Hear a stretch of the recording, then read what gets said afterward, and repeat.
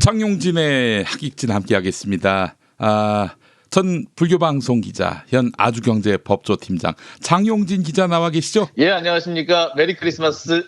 메리 크리스마스. 아이고, 불교방송 전노조위원장이면 뭐 당연히 불자일 것 같은데 맞습니까? 그렇습니다. 불자죠. 어릴 때부터 어머니 또 예. 할머니 따라서 절에 갔었고요. 그리고 지금은 저 집사람을 저 대신에 절에 보내고 있습니다. 아, 그래요? 알겠습니다. 아니, 불교방송에 있었던 불자가 불교방송에서 쫓겨나시잖아요, 옛날에. 또 아픈 데를 찌르시네요. 아니, 뭐, 그 아픈 데를 찌르기 위해서 그런 게 아니라, 김용민이도 독실한 기독교인인데, 기독교계 방송에서 잘렸어요, 사실. 예. 참 이게 정말 부처님 말씀대로 살려고 하고 예수님 말씀대로 살려고 하는 또 기존의 기독교, 기존의 불교 세력으로부터는 또 배척당하는 것 같다라는 생각이 듭니다. 정말 안타깝네요. 네. 참 슬픈 일입니다. 물론 뭐 제가 뭐 예수님 뜻대로 사느냐 뭐 이랬을 때는 자신은 없지만 그러나 적어도 지금 빤스 목사. 빤스 목사 이런 사람들보다는 제 상태가 훨씬 좋습니다. 맞습니다. 예, 그 점은 예, 제가 아주 자신 있게 얘기할 수가 있어요. 비교할 수가 없습니다. 예. 자, 그래요. 오늘도 역시 우리 장용진 기자님과 함께 학익진을 한번 펼쳐보겠습니다. 자, 오늘 첫 번째 이슈 다스베이다 나가서 하신 말씀인데 여진이 아직도 계속됩니다.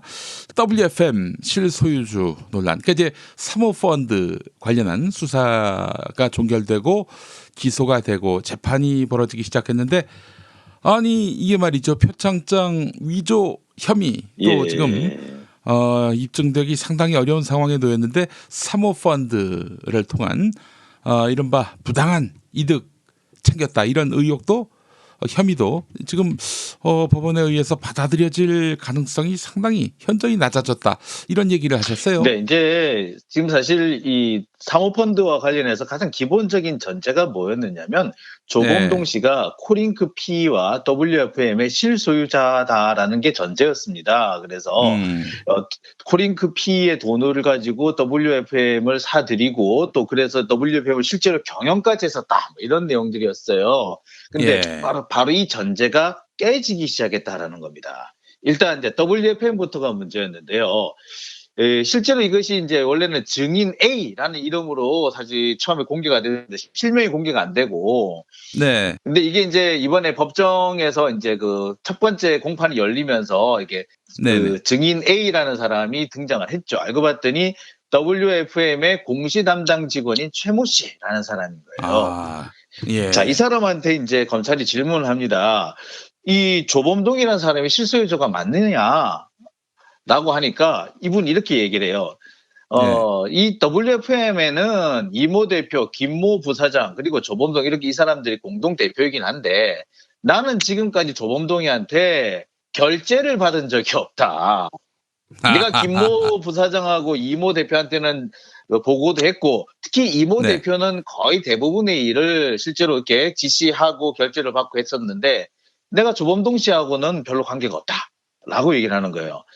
자, 그러니까 검찰이 당황하기 시작합니다. 그러면서 사실 이 그 조범동이라는 사람이 왜 WFM의 실소유자인지를 막 장황하게 설명하기 시작해요. 140만 주를 샀는데 돈이 어디서 왔고 돈을 어떻게 돌렸고 이렇게 돼 있고 뭐 어느 서류에는 뭐 이렇게 돼 있고 이렇게 얘기를 하니까 이러니까 이 사람이 그 얘기는 제가 또 처음 들어보는데요?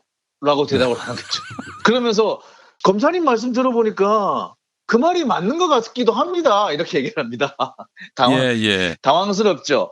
자, 그리고 또 다른 직원이 있습니다. 이 또 다른 직원의 증언은 더 재밌습니다. 원래 이 사람은 조범동 씨가 WFM의 실소유자가 맞다라고 진술했던 사람이에요.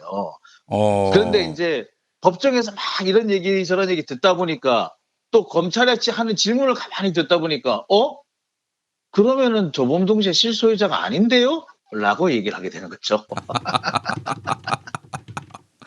그래요? 자, 그리고 더 재밌는 일이 생깁니다. 인턴 직원 김모 씨라는 사람이 등장을 하는데요. 이 사람은 인턴 직원이기 때문에 잘 몰라요. 그런데 이 사람한테 검찰이 계속해서 거의 유도하듯이 질문합니다. 정경심이 왔었죠. 이분하고 조범동 씨하고 어디를 갔다고 하는데 가서 무슨 얘기를 했을까요? 이런 식으로 묻는 거죠. 네. 자, 근데 김모 씨가 잘 모르겠는데요. 라고 얘기합니다. 자, 그러면서 이렇게 합니다. 아니, 그때 정경심 씨가 왔을 때 사무실에 계셨잖아요. 그때 정경심 씨가 뭐라고 얘기했는가요? 했던가요? 무슨 행동을 하던가요? 그러니까 잘 모르겠는데요. 라고 얘기를 합니다. 일관되네요. 네. 진술이 일관됩니다. 자, 예. 이제 이때부터는 검찰이 약간 화를 내기 시작하죠. 그러면서 아니, 지금 당신이 조범동 씨가 실소유자라고 생각했고, 그 조범동 씨가 그렇게 무섭다고 당신이 그렇게 얘기하지 않았느냐? 라고 하니까 이 사람이 그때서야 머리를 극적극적거리면서 얘기를 합니다. 실은 제가 회사 차를 끌고 나가서 사고를 많이 한 4번 정도 냈는데, 네. 그래서 조범동 씨가 저를 자른다고 했다더라. 네. 그래서 나는 조범동 씨가 실소유자인 줄 알았다라고 얘기를 합니다. 예. 자, 상황이 이렇게 돼버린 거죠. 황당한 얘기가 나오기 시작하는 겁니다. 네. 그러니까 지금까지 이 조범동 씨가 WFM의 실소유자였다라고 하는 얘기는 이제 처음부터 완전히 무너져 내리는 거죠. 근데 조범동 씨가 실소유자가 아니게 되면은 뭐 허위 공시라든지 그다음에 미공개 정보 이용 주식 거래라든지 이게 전부 다 성립이 안 돼요. 그 사모펀드 관련한 모든 의혹이 허물어진다는 것이죠. 그렇죠. 하나가 겨우 남는다면은 이제 그 정경심 교수가 동생 이름으로 주식을 차명으로 보유했다. 뭐 이 정도는 남을 수는 있는데 나머지 뭐 문제는 하나도 사실 남아 있을 수가 없죠. 아니 동생 이름으로 차명 보유한 점은 정경심 교수가 지금 부인하고 있는 거 아닙니까? 그렇죠. 그 부분은 정경심 교수가 아니라 이제 정경심 교수의 동생이 보유했다라는 것인데, 자, 이와 관련해서 또 재미있는 증언이 또 나왔어요. 뭐라고 나왔느냐면 정경심 교수가 주식을 팔 생각이 전혀 없더라는 겁니다. 그렇게 WFM 몇 번 들락달락 했는데도 WFM 주식을 팔 생각을 별로 안 하더래요. 이상하다. 지금쯤 팔아야 되는데 왜 안 팔지? 왜 안 팔지? 라고 했다고 생각했답니다. 자, 그런데 이거는 어떻게 해석하면 되느냐? 그 주식을 정경심 교수가 본인이 차명으로 소유했다면 분명히 팔았겠죠. 동생 이름으로 소유했으니까 안 판 거죠. 네. 동생이 소유한 거니까 안 팔게 된 겁니다. 결국 팔려면 동생이 팔아야 되는 거니까. 자, 이런 문제가 생기게 됩니다. 그리고 정말로 황당한 일이 또 생기기도 합니다. 검찰이 이제 그 증인들 이렇게 신문을 막 하다가 엉뚱한 얘기를 하게 돼요. 사실 이게 이 돈의 흐름을 살펴보면, 그러니까 WFM을 인수하게 된 그 돈의 흐름을 살펴보면은 처음에 상상인 플러스 저축은행에서 돈이 나왔대요. 그게 코링크 P로 가게 되고, 코링크 P가 WFM을 인수하고, 이 WFM이 또 부동산 회사로 들어가고, 이 부동산 회사에서 다시 상상인 플러스 저축은행으로 다시 들어옵니다.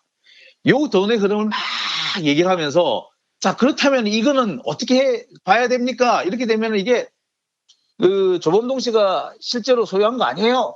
라고 이렇게 막 물어요. 이 얘기가 진행되고 있는데 변호인이 황당한 얘기를 합니다. 잠시만요. 그거 증거 목록이 없는 얘기인데요. 자, 이게 어떻게 된 거였느냐? 이게 뭐냐면은 사실은 아마 지금 검찰이 공개되지 않았는데 별개의 별건을 수사하고 있는 걸로 보여요. 그러니까 수사하다가 보니까 이 건하고 저 건이 헷갈린 거죠. 검사부터가. 자, 그렇게 되면서 자기들도 막 뒤엉키는 상황이 생겼는데, 그러면서 나온 얘기가 그러면서 오히려 어떤 얘기가 나오기 시작하냐면, 만약에 그 루트가 맞다면 실제로 WFM의 소유자는 우국한 씨거나 상상인 플러스 저축은행 이쪽이 아니냐, 그렇게 봐야 되는 거 아니냐라는 주장이 또 나오기 시작을 하는 거죠. 자, 이 과정을 전체로 보면은 지금까지 검찰이 내세웠던 여러 가지 전제들이 모두 다 허물어졌다, 이렇게 볼 수 있습니다. 어이구, 이렇게 된다면은 이거는 별건 수사를 한 것이 또 맞다면은 이거는 검찰이 어떤 이 사안이 검찰이 토끼몰이식으로 정경심을 죄인으로 만들려 한 것이다. 또 이런 과정도 또 이런 핵심도 드러나는 거 아니겠습니까? 그렇죠. 이거는 이제 사실 제가 몇몇 방송에서 이렇게 표현한 적이 있어요. 우격다짐식 공소장이다라는 얘기를 한 적이 있는데, 이걸 우격다짐으로 한 거죠. 그러니까 이게 실제 사실관계가 어떠한지를 살펴서 이 공소장도 만들고 기소도 하고 해야 되는데 그게 아니라 자기들이 필요한 그러니까 자신들이 그림을 그려놓고 자기들이 필요한 것들을 진술을 마치 부품을 찾아서 끼우듯이 갖다 끼우면서 생긴 문제였다라고 보는 거죠. 그렇기 그래요. 때문에 이런 사태가 생겼다. 이렇게 보는 게 예. 맞습니다. 알겠습니다. 야, 이렇게 돌아가면은 지금 표창장도 그렇고요. 사모펀드도 그렇고요. 검찰로서는 상당히 뭐랄까요? 난감한 상황이 돼 버렸네요. 그렇죠. 이 정도가 되면은 사실 검찰로서는 대단히 곤욕스러운 입장이 될 겁니다. 그래서 그런지 이 조범동 씨 재판에서 이제 사용되는 뭐 진술이라든지 뭐 증인 신문이라든지 이런 것들이 증거 자료로 그대로 사실 그 정경심 교수 재판에 쓰일 수가 있어야 정상이에요. 이게 공범 관계이기 때문에. 네. 재판부는 다르지만 재판 증거를 두고 같이 쓸 수가 있는데 그렇죠. 검찰이 지금 이거를 못 쓰게 지금 막아놓고 있어요. 그러면서 이 증인을 소환해서 지금 정경심 씨 재판부에서 이 증인을 이제 소환해 가지고 좀 들으려고 하는데 이걸 뒤로 미루자라고 얘기를 해요. 그러니까 맨 먼저 시작하는 게 이제 표창장, 그다음에 입시 관련된 얘기, 증거인멸 관련 얘기부터 하고 맨 나중에 막에 사모펀드를 하자. 이런 식으로 이렇게 뒤로 밀어놨어요, 순서를. 이 얘기는 뭐냐면은 검찰 스스로도 이 부분에 자신이 없다라는 거죠. 아마 본격적인 재판에 들어가기 전에 또 관계자들, 증인이나 진술인들의 이런 증언들을 조금 손질을 하려고 마사지를 하려고 하는 게 아닌가 이런 의심도 듭니다. 네. 그러니까 지금 정경심에게 유리한 조범동 재판의 증인을 정경심 재판에서 못 부르게 한다. 이렇게 해석해도 되겠습니까? 그렇죠. 제가 어쨌거나 좀 뒤로 미루려고 하고 있는 거죠. 그래요. 아니 무슨 이런 재판이 다 있고 이런 검찰이 다 있습니까? 저는 그런 생각이 좀 드네요. 이거는 법원이 굉장히 분개할 일이다. 송인권 판사만이 아니라 법원이 이거는 자기들 정치적 목적을 달성하기 위해서 법원 보고 들러리서라 이러는 꼴인데 법원 판사들이 이거를 인정하기는 쉽지 않겠다. 이거 곱게 볼리 만무할 것이다. 이런 생각이 드는데 어떻습니까? 뭐 아마 당연히 그렇게 돼야 정상이라고 보이는데요. 네. 법원 내에서도 이렇게 조금 분위기가 갈립니다. 예. 일단 그래요? 뭐냐면은 가장 첫 번째는 지난번 사법농단 과정에서 법원이 너무 놀랬어요. 검찰의 기가 잔뜩 질려버렸습니다. 겁을 먹고 있어요. 그래서 이렇게 계속 우리가 검찰을 세게 좀 닥달하고 몰아세우면 검찰이 우리 또 법원을 또 괴롭히지 않을까라고 겁을 먹고 계신 분들이 있더라고요. 그래요? 예. 자, 그리고 또 한 가지 부분이 있다면 좀 머쓱해하는 분들도 계십니다. 왜냐하면 지금 이 검사들이 되게 또 당황스럽고 황당하게 지금 재판을 진행하고 있는데, 사실 저는 한편으로는 검사들의 태도가 좀 이해는 가요. 왜냐하면 지금까지 다른 재판에서 이 검사가 약간 우격다짐으로 법 적용을 하고 약간 우격다짐식으로 이렇게 공소장 변경하고 해도 법원에서 웬만하면 다 받아줬어요. 지금 뭐 재미있는 얘기입니다만 모든 재판에서 공소장 일본주의, 공판 중심주의를 위반했다라는 피고인 측 반발이 안 나오는 경우가 거의 없어요. 네. 그 정도로 사실 검찰의 그 행태에 대해서 그동안 법원이 어떻게 보자면은 좀 방임을 하고 있었다고 보면 되는 거죠. 그랬던 법원이 이번에는 대단히 깐깐하게 말 그대로 법대로 처리하니까 검찰 입장에서는 니들 갑자기 왜 그래? 라고 할 수도 있는 거죠. 그래요? 예. 그런 부분이 또 한 분 계시고 또 한쪽 부분에서는 아니다. 이전이 어쨌든 간에 이제는 이렇게 하는 게 맞다. 이게 법이 맞다. 라고 하시는 분들 계시고 그렇습니다. 그리고 이분들은 이제 검찰의 저런 행동에 대해서 아직까지도 구태연한 과거의 모습을 그대로 답습하고 있다. 아직도 법원이 옛날에 사법농단에 찌들어 있던 그런 법원인 줄 아느냐라고 지적도 하시는 분도 있죠. 네. 그래요. 그 우격다짐식 공소장 변경에 대해서 그동안은 웬만하면 수용해 줬는데 요즘은 깐깐한 편이다. 이런 말씀을 하셨으니 그 검사들이 그렇다면은 이대로 법원 앞에서 고개를 조아릴리 만무할 것이고 실제로 지난 주간에 있었던 정경심 표창장 관련한 재판에서 검사들이 그 송인권 판사에게 달려들었어요. 아, 거의 대들었죠. 대들었죠. 이거는 어떤 법조인 말로는 이거는 법조 교과서에 남을 일이다. 이거는 어마어마한 일이다. 이렇게 얘기하더군요. 전 사실 그 자리에 9명이나 되는 검사가 다 출격을 했다라는 걸 제가 참 이해를 할 수가 없었어요. 왜냐하면 이 정도 숫자는요. 예. 과거에 국정농단 사건 때 이 정도로 많은 검사들이 나온 적이 있습니다. 근데 그때도 본 재판 때였고요. 이거는 지금 현재 공판 준비기에서 이렇게 많이 모인 겁니다. 그렇죠. 예. 예, 그러니까 이런 건 사실 전례가 없죠.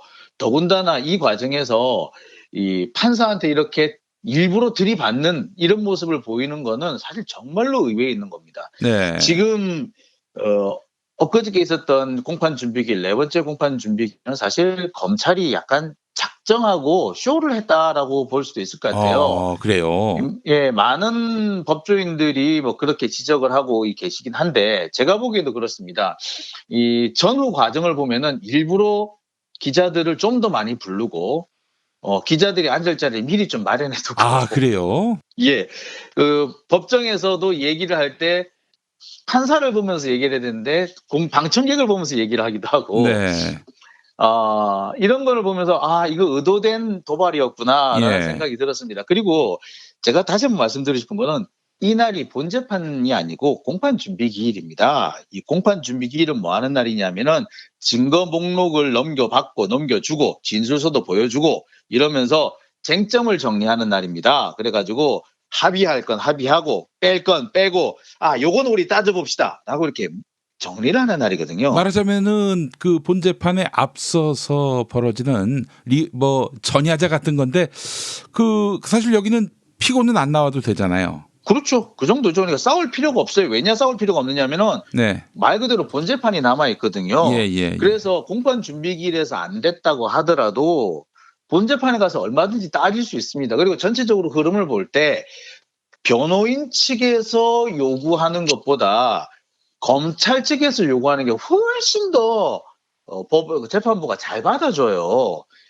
이번 건을 보면서 어떤 변호사님은 그렇게 쓰셨더라고요. 예. 아니 이게 뭐 새로운 일이라고 저렇게 난리를 치냐. 변호인 입장에서는 맨날 당하는 일인데 라고 하는 얘기도 있었습니다. 그 정도로 사실 그 검찰 측이 상당히 유리하게 진행을 해줘요. 따르기 때문에 본재판에 가서 자신들이 입증을 착착 해나가면서 자 우리 다시 한번 공소장 변경 요청합니다라고 하면 받아줄 수도 있는 거예요, 사실은. 네. 그러니까 사실 본재판에 들어가서 따질 수 있고 또 그게 또 안 되면은 항소심 다음 재판 가가지고 또 요청할 수도 있는 겁니다. 그러니까 예. 굳이 여기 이날 공판 준비기일에 죽일 듯이 덤벼들 이유가 없었던 거죠.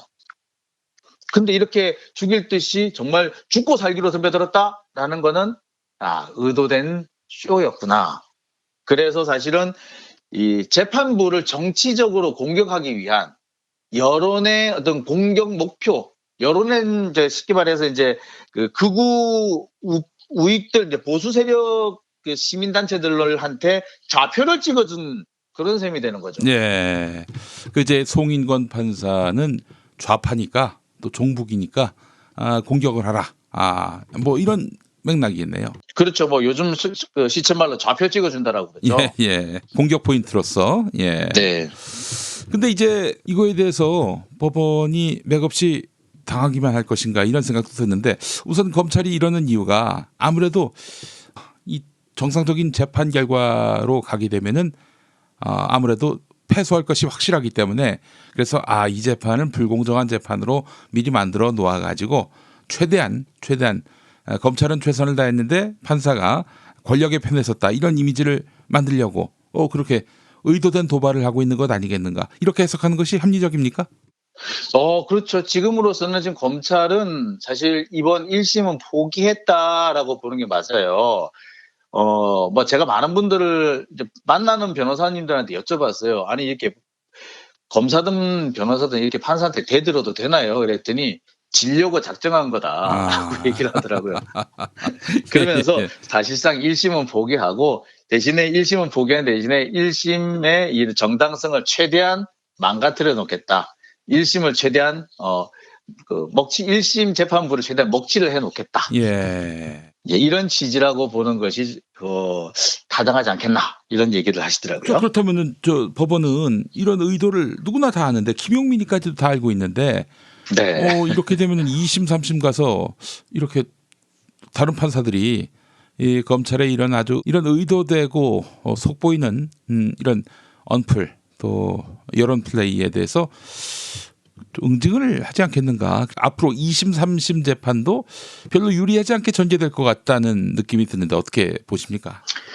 일단 항소심에서는 검찰이 조금 기대를 걸어보는 것 같긴 해요. 왜냐하면 서울고등법원의 분위기가 사실 서울중앙지법보다는 조금 보수 진영에 가깝습니다. 그리고 많은 그 판사들이 조금 분위기가 자유한국당 쪽으로 조금 흐른다, 그쪽으로 쏠려 있다라고 해도 과언은 아닙니다. 네. 그리고 상당수의 법관들이 사법농단에 연루돼 있는 법관이기도 하고요. 자, 그렇기 때문에 사실 검찰로서는 한번 차라리 항소심 서울고법 가서 한번 반전을 노려보겠다라는 작전을 세우는 것도 뭐 그다지 뭐 불가능한 작전은 아니라고 생각이 들어요. 네네네. 예, 하지만 그게 그 뜻대로 될 것인가? 왜냐하면은 사법농단 수사는 결국 누가 했습니까? 예, 검찰이 했거든요. 아, 그렇죠. 예, 그래서 과연 검찰의 뜻대로 쉽게 될 것인가? 그거는 좀 더 지켜봐야 되지 않을까 싶습니다. 저는 이렇게 또 봅니다. 총선 결과가 서울 고법의 판단에 상당한 영향을 미칠 것이다. 그럼요. 예컨대 뭐 여당이 앞서가는 구도다라고 한다면은 아니 그 뭐 야당 편 들어보고 하겠습니까? 손해만 보는 일인데 또 그렇죠. 법리를 이렇게 거스르면서까지 뭐 지금 검찰의 법리란 게 너무나 일천하고 아주 허술하게 이를 데가 없기 때문에 이럴 때 검찰 편 들어서 2심에서 검찰 손 들어주면은 자기만 문제적 판사로 낙인 찍히게 되는 것이고 그 뭐 앞으로 출세 길도 막힐 것이 분명하고 또 아무래도 이상한 판결 내렸다는 판사라는 그 꼬리표 어떻게 뗄 수 있겠어요. 그런 의미에서 보면은 그렇죠. 총선 결과가 아무래도 2심, 3심 결과에 지대한 영향을 미치게 될 것이다. 이렇게 예측하는 것이 합리적일 것 같아요. 그럼요. 지금 뭐 사실 제가 솔직히 여러분들한테서 여러 군데에서 제가 말씀을 드립니다만 이거는 지금 현재 뭐 재판도 아니고 수사도 아니고 그냥 전쟁입니다. 제가 지금 볼 때 이거는 재판도 아니고 수사도 아니고요. 네. 말 그대로 전쟁입니다.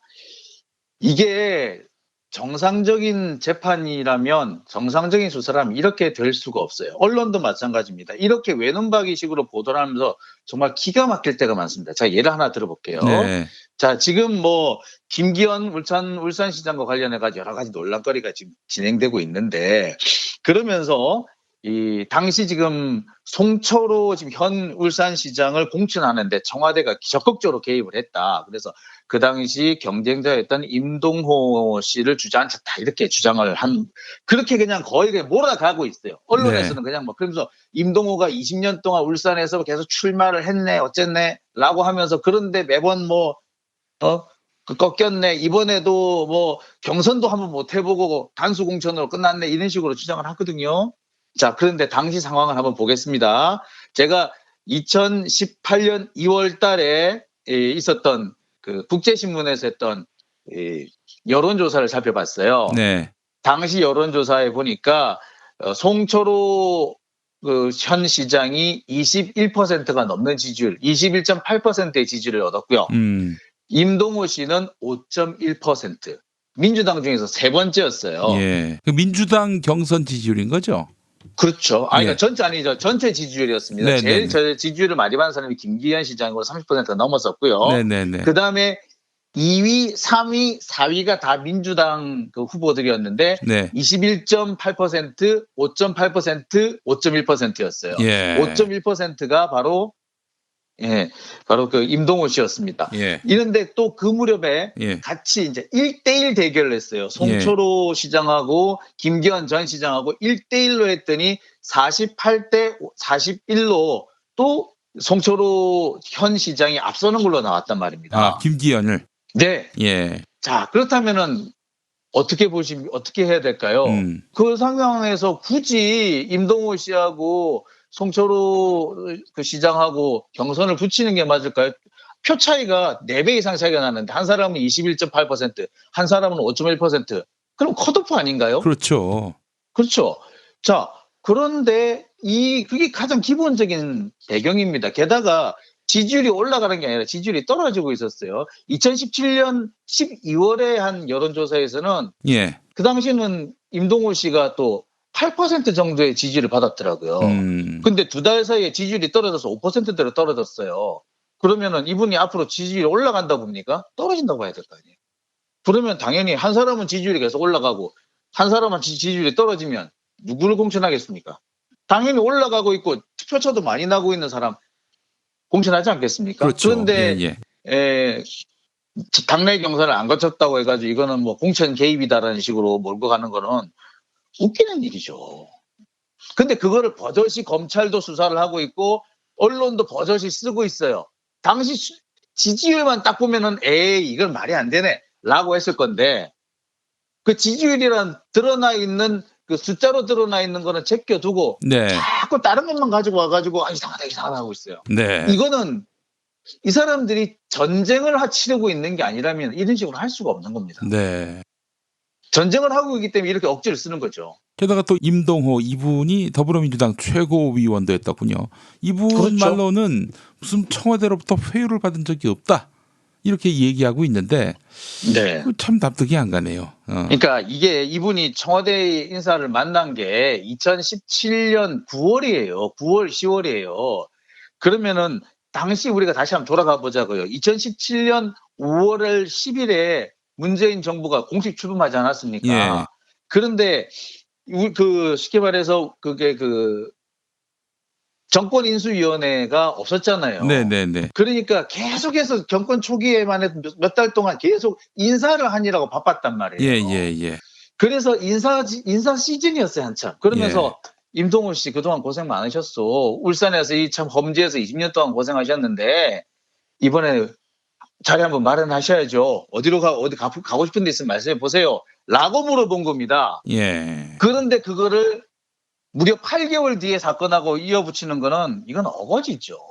그러니까 이거는 말 그대로 자신들이 보고 싶은 대로 끼워 맞춰놓고 보는 겁니다. 그리고 그렇게 하는 이유는 이게 제가 다시 한번 말씀드립니다만 전쟁이기 때문에 그런 겁니다. 알겠습니다. 말이 안 되는 얘기인데 그럼에도 불구하고 지금 하여튼 검찰이 요구하는 대로 검찰이 이끌어가는 대로 편승하고 있는 추종하고 있는 언론의 모습을 짚어주셨습니다. 알겠습니다. 참 검찰 이제 그 고위공직자범죄수사처 그리고 검경수사권 조정 이와 관련한 법안이 국회를 통과하게 되면은 어떻게 검찰이 좀 이제는 더 이상 그 까불지 않을까요? 그러니까 지금 저는 그 점 때문에 지금 계속 좀 답답한 부분이 있습니다. 지금 선거법 때문에 정말 중요한 개혁 입법들이 지금 계속해서 발목이 잡혀가지고 있는데 이 자그마한 차이에서 자꾸 시간을 끌다 보면은 이 빈대 잡으려다가 초가상간 태우는 일이 생깁니다. 지금 검찰이 계속 이렇게 난동을 부리고 있는 거는 아직까지 개혁 입법이 통과되지 않았기 때문이고 아직까지 이 개혁 입법을 막을 수 있다라고 생각하기 때문입니다. 그렇기 때문에 이럴 때일수록 더 정권의 목을 조여야 한다라는 식이거든요. 네. 지금 보세요. 김기현 시장과 관련된 그 수사를 하고 있는 건 사실상 청와대를 정조준하고 있는 겁니다. 네. 정권을 잡아뜨리겠다는 거거든요. 이런 식의 행동, 당장 보면은 지금 뭐 청와대 압수수색해, 국무총리실 압수수색해, 기획재정부 압수수색해, 이거는 언제적 이런 상황이 있었냐면 국정농단 빼고는 이런 일이 없었어요. 그리고 압수수색하는 대상도 그렇습니다. 그 예비 타당성 조사의 합리성을 그 검찰에서 수사해 보겠다. 아니 정책 결정과 관련해 가지고 검찰이 어떻게 수사를 합니까? 그거는 원래 수사 대상이 안 되는 거예요. 그렇죠.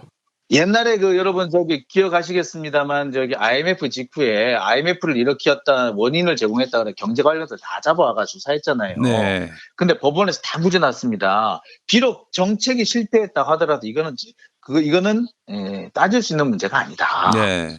사법적으로 따질 문제가 아니다. 정책의 실패는. 마찬가지거든요. 이 부분은 예비 타당성 조사를 하는데 누가 돈을 줬다든지 이런 게 드러나지 않는 이상 이거는 문제될 수 있는 게 아니거든요. 네. 근데 이거 여기 검찰이 수사를 하겠다고 덤벼드는 것 자체는 뭘 말하느냐? 이거를 국정농단과 같은 차원에서 수사하겠다는 의미입니다. 그러니까 박근혜 정권과 문재인 정권은 똑같다. 예. 그래서 박근혜 정권 잡아뜨리듯이 문재인 정권도 잡아뜨리겠다. 이게 검찰의 의도입니다. 그런데 이게 언제까지 계속될 것이냐?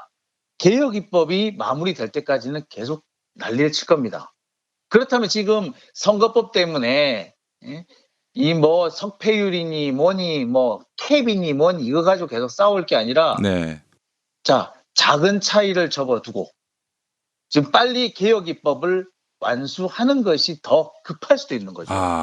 알겠습니다.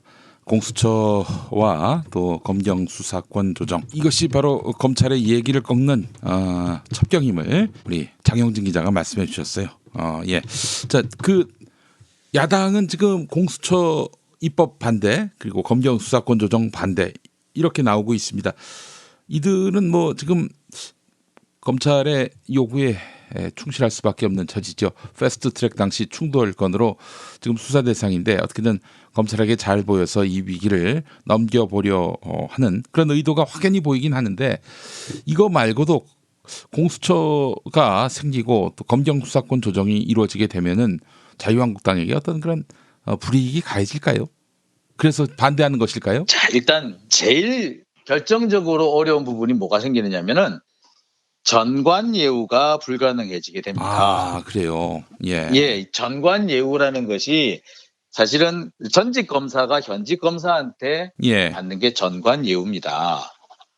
그런데 지금 국회의원에 대한 수사를 못 하게 된다. 네.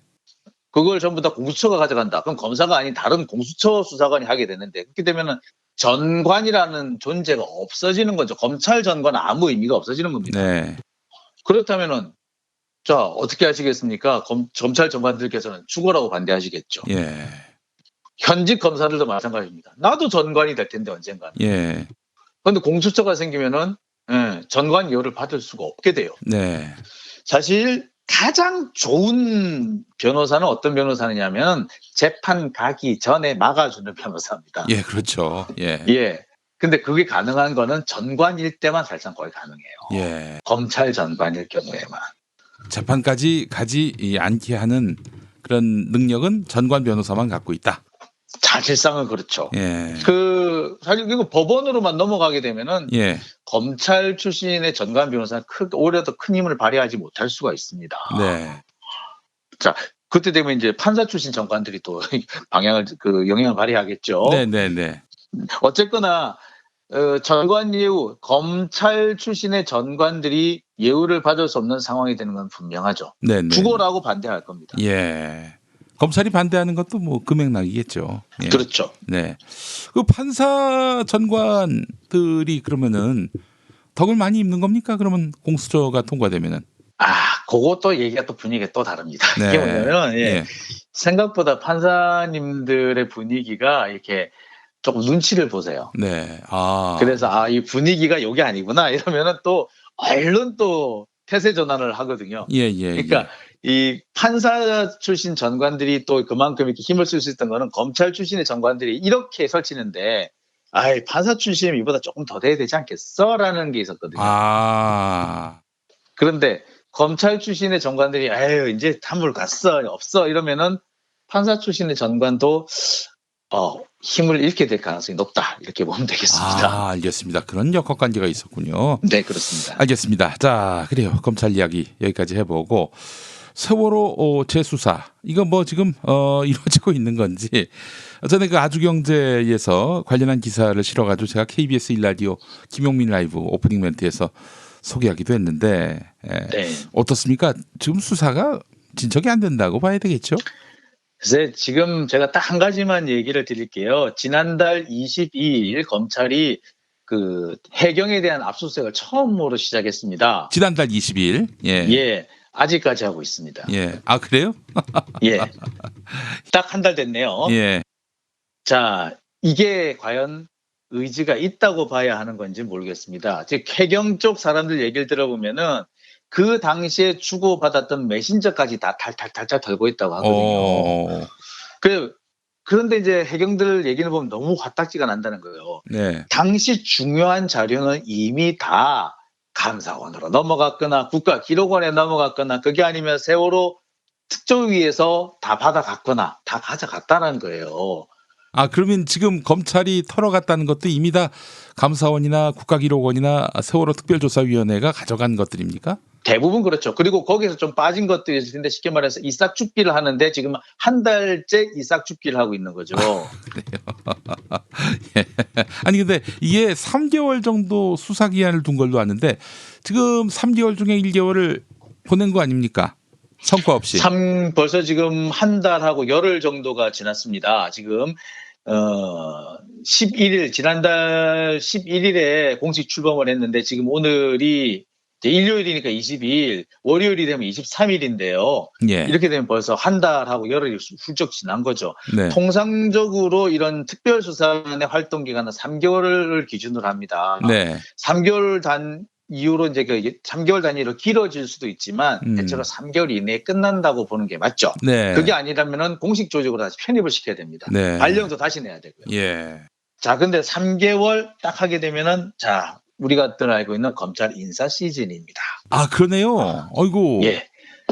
자, 거기 맞춰서 없애겠다라는 얘기겠지요. 아. 그렇다면은 결국에 맨 처음에 세월호 재조사단이라는 걸 만든 것도 그 당시 빗발치는 국민들의 여론을 그 당시 여러 가지 있었지 않습니까? 세월호도 재조사해야 된다. 나경원도 재조사해야 된다. 계엄령도 재조사해야 된다. 왜 조사 안 하느냐라니까 한마디로 압력밥솥에서 김 빼기 하듯이 네. 세월호 재조사단을 만들게라고 했던 겁니다.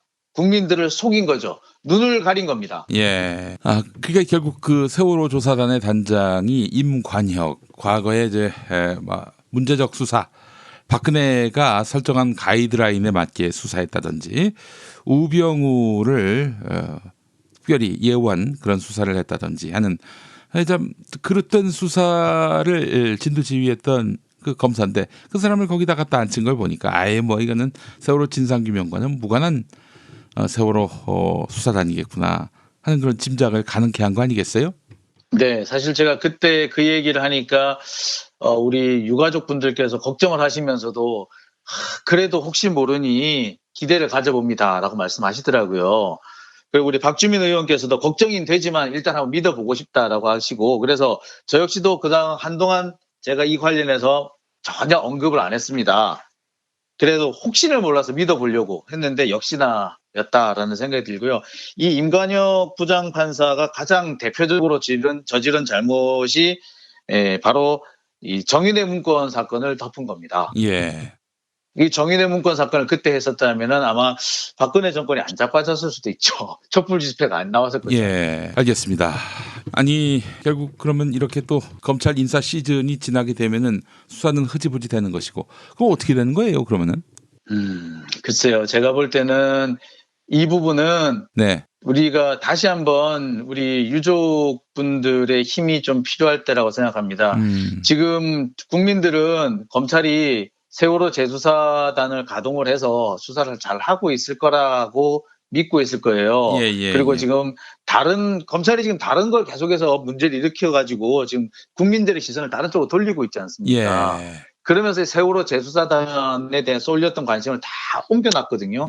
이거를 다시 진짜 중요한 게 이거다라고 얘기를 하려면 우리 국민들 그리고 우리 유족들이 다시 한번 이 문제를 상기시켜 주셨으면 하는 바람을 가져봅니다. 우리 제가 참 제가 좀 전에도 그 세월호 우리 피해 입은 유가족들 다른 영화죠. 생일이라는 영화를 보면서 제가 참 답답한 마음을 가지고 있었는데 그래서 우리도 유족들에게 또 다른 부담을 드리는 것 같아서 정말 죄송스럽습니다만 이제 다시 한번 좀 힘을 모아 주셨으면 하는 바람을 가져봅니다. 네. 대통령 직속 수사단을 요구하시더라고요. 네. 그러면 그 대통령 직속 수사단이면은 그 수사 주체가 어디예요? 자, 이것도 사실 특별검사라고 보시는 게 맞습니다. 이렇게 되면은 특검을 새로 하는 것과 마찬가지입니다. 그러니까 특검의 존재는 기존의 그 공무원 조직, 정부 수사 조직과는 별개로 대통령 직속 속에 있는 수사 조직이 바로 이제 특검에 해당되거든요. 지금 현재로서는 특검을 만드는 방법은 국회에서 하는 입법으로 하는 방법이 있고 지금도 상설특검 제도가 살아있긴 살아있어요. 예. 상설특검 제도에 따르면 법무부 장관이 특검을 만들 수도 있습니다. 이런 방법들이 있기 때문에 네. 유족들께서 말씀하시는 그 대통령 산하의 직할 수사기관이라고 한다면 네. 현재로 보자면은 상설특검 제도 하에서의 특검 이렇게 보시면 거의 정확할 것 같습니다. 알겠습니다. 아, 길이 없진 않군요. 네. 아, 그래요. 알겠습니다. 오늘 이야기를 여기까지 해야 될 것 같은데 어떻게 뭐 지금 드러난 것만 해도 이거는 윤석열 검찰에 대해서 방치할 수 없겠다. 그런 생각을 갖게 만드는데 그렇습니다. 뭐 일단 감찰부터 들어가야 할 것 같고요. 감찰 후에 또 정기 인사든 뭐 특별 인사든 해가지고 이번 무리한 수사를 진두지휘했던 자들에 대해서 책임을 묻는. 일단 두 가지는 명확해져 있거든요. 첫 번째가 아까 말씀드렸던 세월호 재수사단 지금 지금 한 달 넘도록 지금 딴전을 피우고 있다라는 거 이 부분에 대해서 분명히 책임을 물어야 될 것이고요.